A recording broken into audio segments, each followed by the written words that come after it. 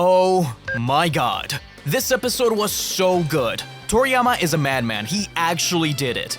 I'm going to be spoiling everything about the new Dragon Ball Daima episode, so you've been warned. Super Saiyan 4 is back. Episode 18 of Dragon Ball Daima, Awakening, has proven to be everything from polarizing to absolutely epic. We left off the previous episode with Goku bringing back Super Saiyan 3.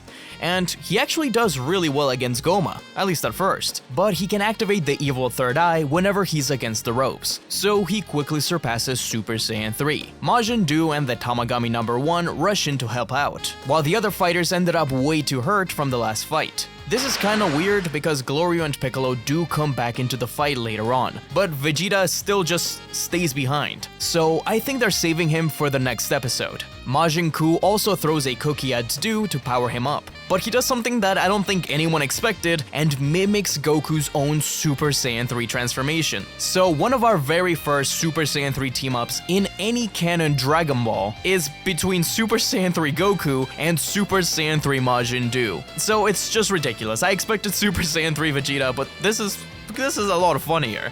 And I'm sure we'll see him again anyways. But Super Saiyan 3 takes way too much power like it always does, so Buu quickly runs out of energy. Tamagami 1 and Goku try to continue the fight, but Neva fires a beam out of the evil third eye, leaving Goku stumbling like Naruto at the end of Storm 4. So Neva decides to throw him a bone and power him up. So we get some really cool water imagery as it looks like the power taps into something primal within Goku, regrowing his tail from water. It's interesting because this form in particular gets given a lot of water and fire motifs, almost like it represents some kind of balance. He even spits out fire when he transforms. It's very different from the usual transformation scene. It also seems to connect with the water imagery from the opening. So guys, here's where we need to discuss Super Saiyan 4 itself, or whatever it's going to be called. We know that internally the team called it Super Saiyan 4, but I don't think it's gonna have the same name. While obviously it's supposed to be a new take on SSJ4, in the context of the story it seems to be something completely different. Unless it's explained by Neva that he pumped Goku full of blood waves or something, this seems a lot more magic based, and maybe even dependent on Neva. This is probably why we never see it in Super, because they don't have the most powerful Namekian around. But it's gonna be weird when it's never referenced, ever. Maybe that's why Goku was so cocky about Super Saiyan 3 in the beginning of Battle of Gods. Because he knew if he really needed it,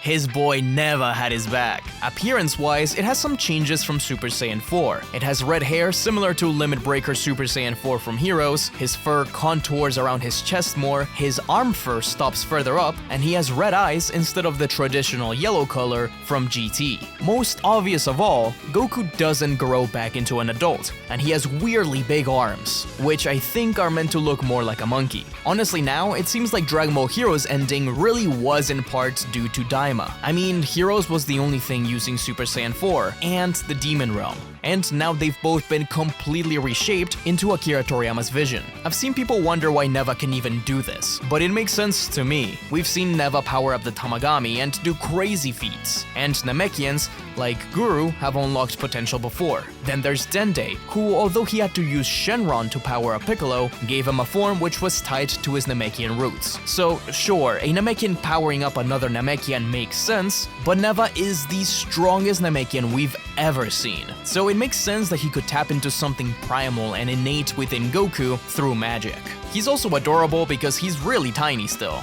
But damn is his power incredible. We get some amazing animation through the fight, where Goku punches Goma into a rock formation and while fighting inside, are colored in just red and blue. Goma starts to power up more, with him stopping the Kamehameha with a punch to the face, only for Goku to turn around and blast the Demon King anyways. And it's an incredible Kamehameha, the force of which destroys the ground beneath them as it's consumed by fire, once again having that elemental motif. But still, the power of the evil third eye is at full display, with Goma growing giant and trapping Goku in a magic bubble, which begins to power him down more and more. Goku also loses his tail through it, he doesn't keep it. Some people have said that this episode feels kinda pointless because Goku loses anyways, but I think that's not a good way to look at it. This just goes to show how much of a threat Goma is. I'm Sure, Goku's going to get the Super Saiyan 4 anyways, but the biggest point here is that a simple transformation like that is not enough to deal with him. So while Goma takes out the trash, we finally get to the climax of a different plot point. Glorio gets a call by Arinsu to get the Dragon Balls and summon Porunga to turn her into the most powerful Demon King. So we finally get to see the original Demon Realm Eternal Dragon, a ginormous red Porunga. This episode really felt like a giant love letter to GT, with obviously Super Saiyan 4,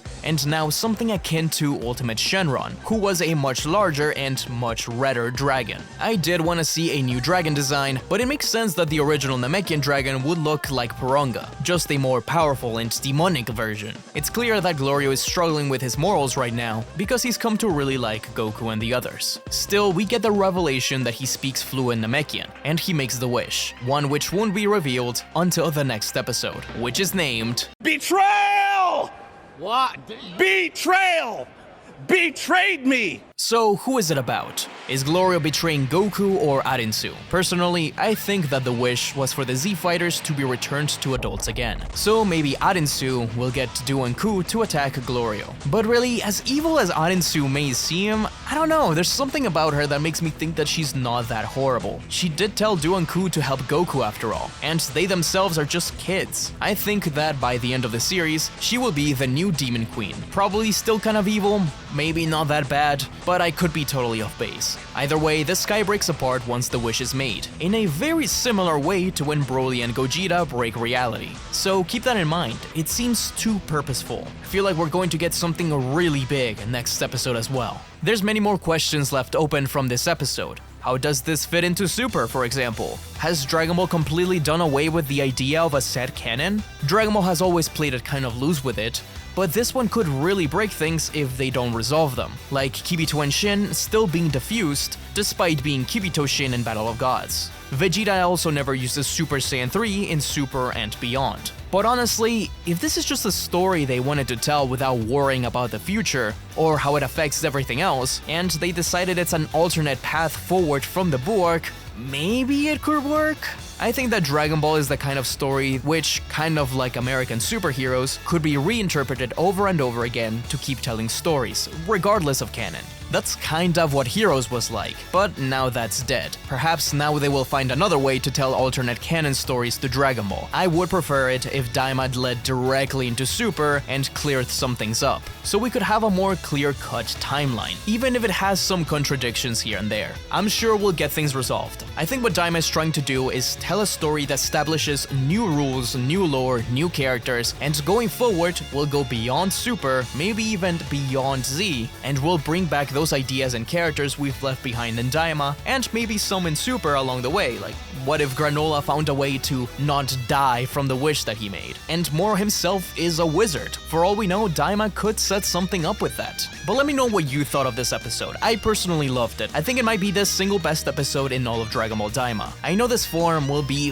very controversial. I mean, it is a radical design, even more radical than Super Saiyan 4 already was, especially because of those big arms. That's the one thing I think is going to take a little bit for me to get used to. I do like it though, and I can't wait to see it as an adult, hopefully. I cannot believe that we are in a world where Broly, Gogeta, and now Super Saiyan 4 are all canon. I remember the early 2000s and even into the 2010s, in forums, YouTube comments, and Twitter, just arguing about the canon. People arguing that Super Saiyan 4, Gogeta, and Broly were bad because they weren't canon. And look at it now. Super Broly is one of the most popular characters in Dragon Ball. So it'll be interesting to see months from now and even years from now how we will look back at this time and especially at this new form. Thanks for watching, guys. Let me know what you think of this new transformation in the comments below, and perhaps of the even more important form, Super Saiyan 3 Do. I also want to apologize for not keeping up with these episode reviews. I really wanted to do it, but it started to really weigh down on me trying to do them the day of, and I had travels to the UK planned, so I couldn't have done it anyways. But hey, the Dragon Ball Super manga's coming back, and I definitely want to start covering that. Dragon Ball Daima only has 2 episodes left, and we'll be back to an unknown zone in Dragon Ball. We don't really have anything announced to look forward to.